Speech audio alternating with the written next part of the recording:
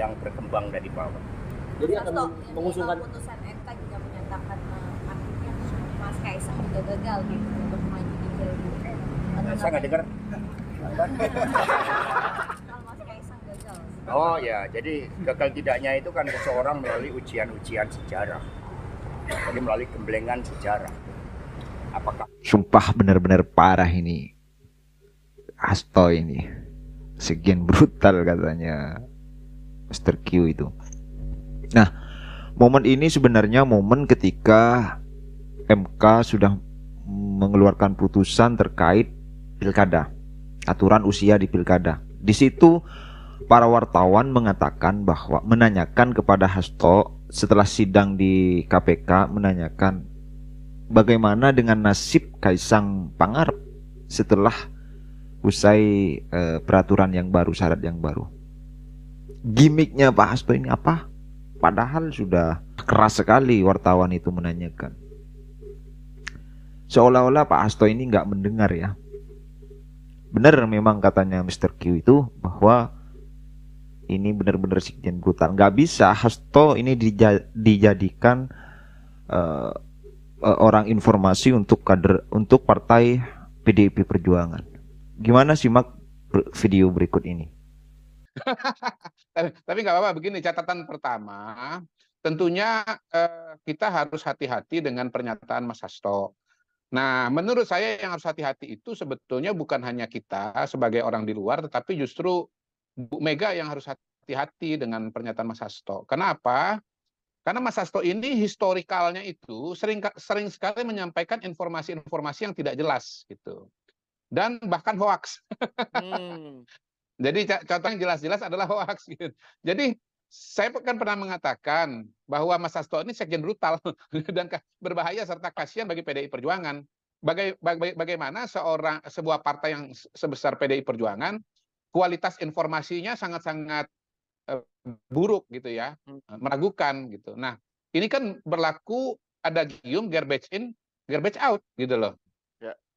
Kalau orang terdekat pimpinan tertinggi partai politik, dalam hal ini Ibu Mega, mendapatkan informasi yang tidak akurat, nanti yang disampaikan itu adalah sesuatu yang salah. Itu catatan pertama ya Mas Hal ya. Jadi hati-hati dengan Hasto ya.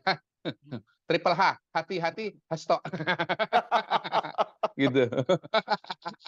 Triple H. Gitu. Jadi elemen yang paling berbahaya, unsur yang paling berbahaya dalam tabel kimia itu harus ditambah H3. Hati-hati Hasto. Itu. Enggak, nah, yang nomor 2 H2DH. Apa itu? Ya itu kan ada dengannya itu. Hati-hati dengan Hasto. Oh. Iya, tapi harus kita singkat, Mas. Hati-hati Hasto, triple aja.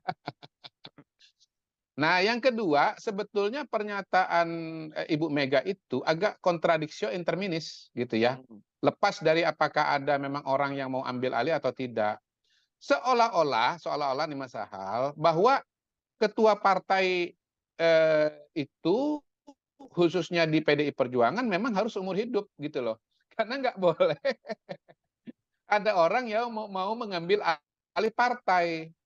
Mengambil alih kepemimpinan di partai. Itu kan sebetulnya kontradiksi interminis dengan konsep partai politik ya. Yang melahirkan kepemimpinan, yang menyelenggarakan proses demokrasi.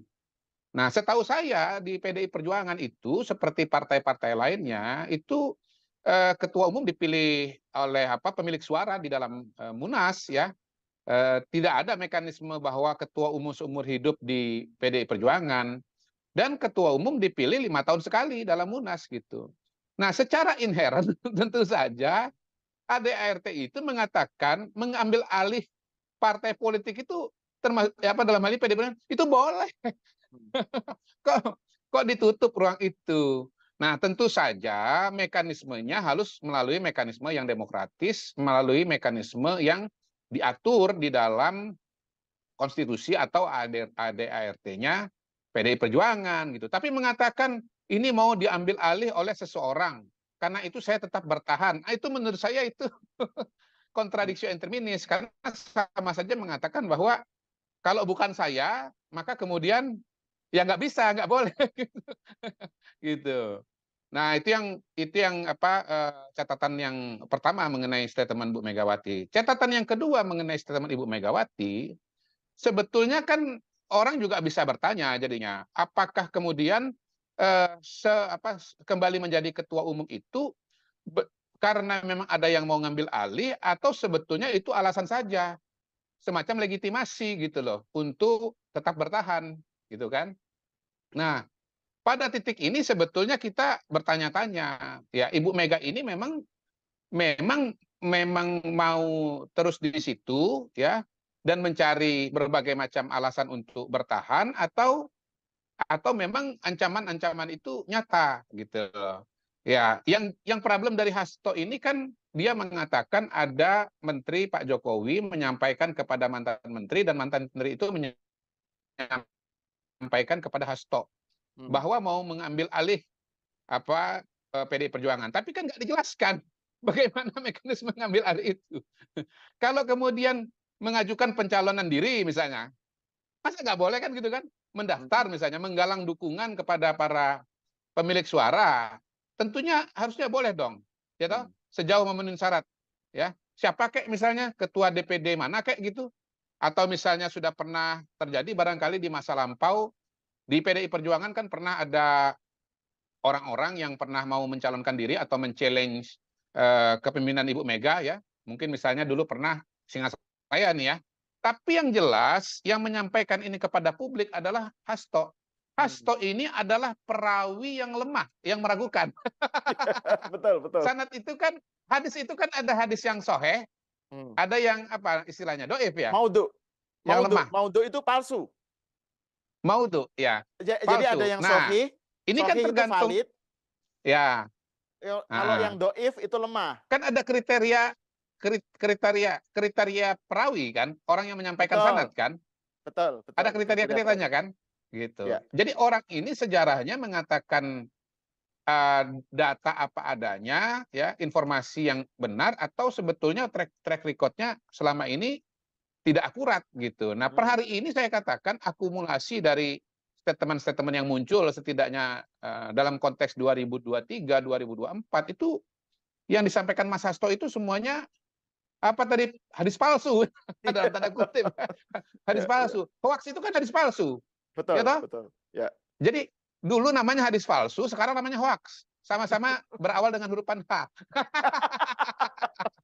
Iya. Ya itu saja mungkin apa yang sudah dijelaskan oleh Mr. Q ini ada benarnya juga nih. Pertama, sekjen brutal ini nggak bisa dijadikan orang informasi atau yang mentransformasikan kabar-kabar penting untuk partai PDIP Perjuangan ya. Terus kemudian ketika Pak Hasto ini menyampaikan informasi ke publik, terkadang banyak salahnya. Kemarin terbaru terkait video yang menjelaskan bahwa Pak Jokowi ini akan melakukan intimidasi dengan lewat jalan hukum KPK ataupun Kapolri. Nah, jelas-jelas ini kan berita yang 2019 yang dikeluarkan oleh Pak Hasto. Pada waktu itu Pak Jokowi kan menyampaikan di dalam forum resmi ya, Forkopimda itu. Namun Pak Hasto nggak tahu kenapa itu kok harus diputar kembali, seolah-olah ini Pak Jokowi menggunakan kekuasaan untuk mengintimidasi masyarakat gitu. Saya rasa itu terkait Ketua Umum Partai PDIP. Kalau yang dikatakan oleh Mr. Q bahwasanya salah satu partai yang tidak demokratis itu PDIP. Mana ada ketua umum yang mana ada partai yang ketua umumnya seumur hidup. Terbaru di sambutan Bu Mega itu bahwa ada yang mau merebut PDIP dari tangannya. Padahal katanya Mr. Q ini ya seolah-olah dia membangun strategi agar ada orang yang mau ambil. Padahal ya Bu Mega sendiri yang mau menjadi ketum dan tidak ingin direbut oleh orang lain. Kalau masih ada Bu Mega ya jangan bermimpi untuk kuasai PDIP. Kira-kira begitulah. Cuman dibuat narasi ini dari menteri ke mantan menteri baru ke Bu Mega. Ya entah itu benarnya seperti apa. Cuma yang katanya Mr. Q ini bahwa kalau perawinya itu Hasto, yang menyampaikan informasi itu Hasto, jelas-jelas ini dhaif, lemah. Ya, kabar itu lemah dan tidak bisa dipercaya kan. Begitu. Jadi saya rasa Pak Hasto tolonglah hati-hati dalam bersikap, apalagi sekretaris kan. Sekretaris PDIP, orang terdekat Bu Mega. Jadi hati-hati menerima informasi dan menyampaikan informasi. Kalau tidak jelas dan tidak penting, jangan usah disampaikan ke publik. Apalagi menyangkut kabar orang lain seperti Pak Jokowi, seperti Mas Gibran dan sebagainya. Ya benci boleh, kecewa boleh ke keluarganya Pak Jokowi, tapi jangan begitu juga. Buat narasi seenaknya yang belum tentu kebenarannya itu. Itu aja sih. Kalaupun nanti ada informasi-informasi yang ingin merebut kursi dari ketum PDIP, saya rasa tidak harus diungkap ke publik. Biar tidak menjadi narasi-narasi liar yang tidak perlu publik itu tahu. Biarkanlah internal PDIP sendiri. Terus kemudian ada Mbak Puan Maharani yang menyatakan enggak ada kok yang mau merebut ketum PDIP itu, kursi PDIP, ketum PDIP itu. Begitu katanya Mbak Puan. Jadi saya rasa antara Puan Maharani dengan Hasto ini ada jalan yang berbeda. Saya rasa penglihatan publik ya. Karena Puan Maharani tidak pernah berbicara, tidak pernah menyudutkan Pak Jokowi, meskipun dia sebagai DPR RI seharusnya akan jumpa pes terus. Tapi enggak, enak-enak saja tuh sama Pak Jokowi.